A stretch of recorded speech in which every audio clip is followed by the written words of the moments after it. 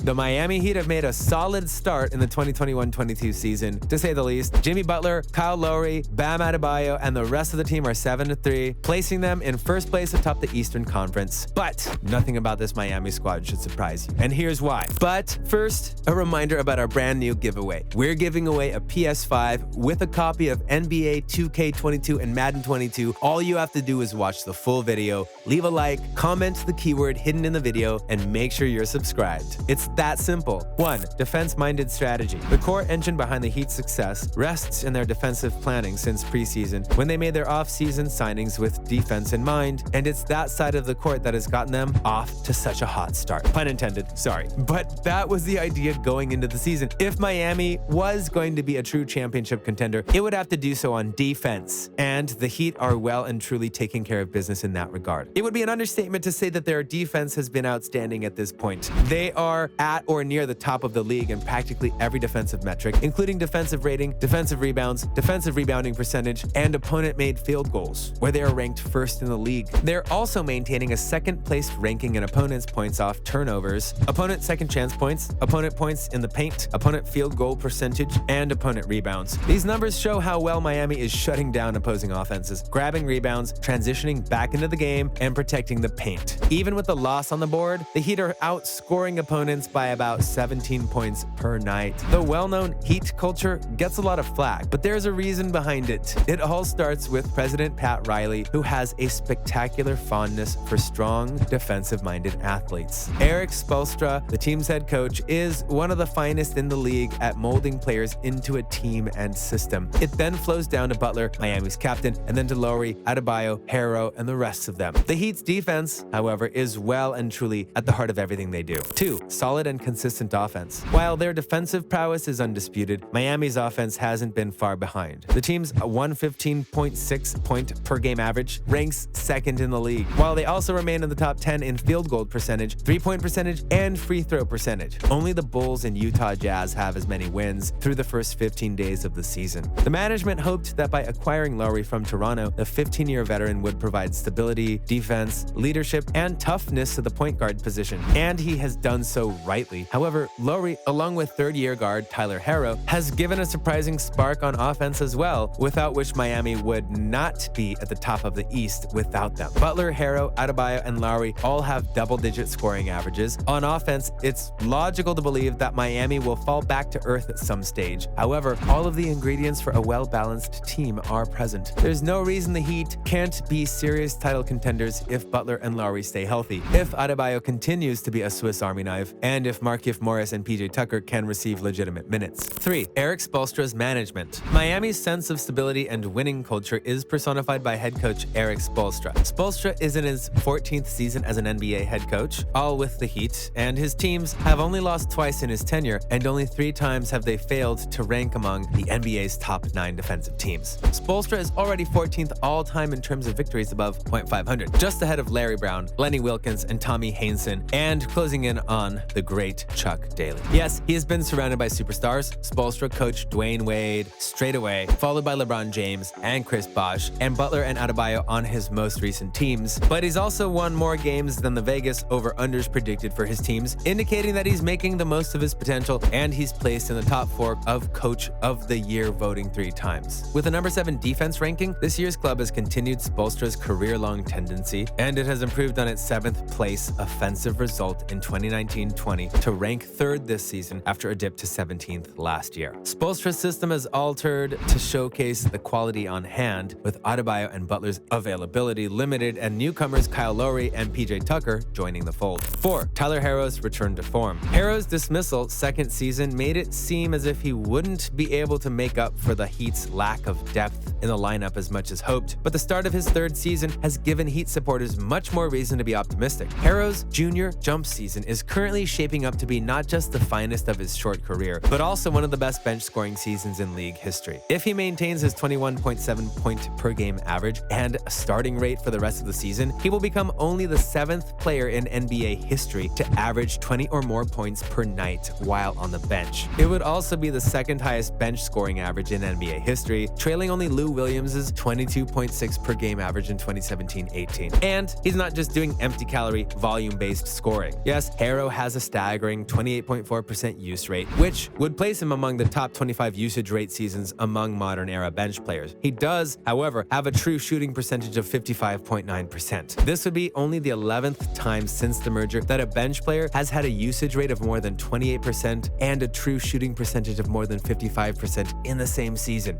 Harrow's increased efficiency is remarkable because it isn't due to the usual forces. Harrow has the lowest three-point attempt and free throw rates of his career, but he has avoided the traditional efficiency usage trade-off. He shot 66.7% within 3 feet of the hoop and a sizzling 56.3% on mid-rangers between 10 and 16 feet. With the drive, he's been piercing the defense more frequently than ever before, and those drives have been more productive than ever before. Harrow's talent and willingness to control his speed has been crucial in this turnover in form. He doesn't have to be rushing to the rim all of the time. As defenders try to contain him in and around the paint, he's been slowing down, stopping and starting and throwing them off balance. This allows him to generate more space around the basket by finishing over, around, or through defenders, or by drawing helpers an extra step in his direction before passing to an open teammate. Harrow is being entrusted to create more of his own offense, and while keeps doing so, he is still most effective as a second side threat. Working off the ball helps him to take advantage of teammates like Jimmy Butler, Kyle Lowry, and Bam Adebayo's attention, as well as his dead-eye outside shooting and rapid decision-making. Attacking a defender on the move who must change directions numerous times in a short period of time provides Harrow a leg up, which he can then use to gain an additional advantage for himself or a teammate. On possessions where Harrow has faced a closeout from an opposing defender, the Heat have scored a remarkable 1.526 points per trip. That's up from 1.146 last year and 1.314 his rookie year, which was already a respectable result. His performance this year is unsustainable, but it reflects how well he's performing in the role for which he's best equipped. 5. Team cohesion. There aren't many gaps, if any, in Miami's profile, just as there aren't many on its roster. Everyone on the squad does everything. Almost every player Spoelstra deploys on the court can shoot, pass, dribble, and defend, and most of them can do so at a high level. This shows in the Heat's fantastic passing game. They average 66.9 points per game through assists, which ranks 6th in the league. In terms of passes per game, assists, and secondary assists, they're in the top 10. But it's usually the first pass, the one that doesn't necessarily show up on a stat sheet but pierces the defense so deeply that it's destined to crumble the opposition. There are teams that make a lot of passes and teams that do a lot with their passes, and Miami is one of the latter. They taunt you with their passes, each one shifting you further out of position like a surgical tennis player positioning you for a kill shot. But don't let that offensive cohesion or the high volume of three-pointers they allow fool you into thinking they're just letting teams run wild in the backcourt. Miami defends with the same ferocity, force, and several efforts that it employs on offense. While those wings dig in, they also recover and cycle hard out to the shooters who have been temporarily abandoned. They may invite you to shoot a lot of threes, but the vast majority of them are fiercely contested. Every opposing coach that visits Miami comments about how difficult the Heat are to play against, and this is exactly why. On both ends, they make you work for everything. They're in the right places at the right moments, and they will be a force to be reckoned with in the title contention this season. Thanks for watching. So, do you think that the Miami Heat can lift the title, or will it be another team that surpasses them? Let me know in the comments, and if you enjoyed it, be sure to hit subscribe for more. See you next time.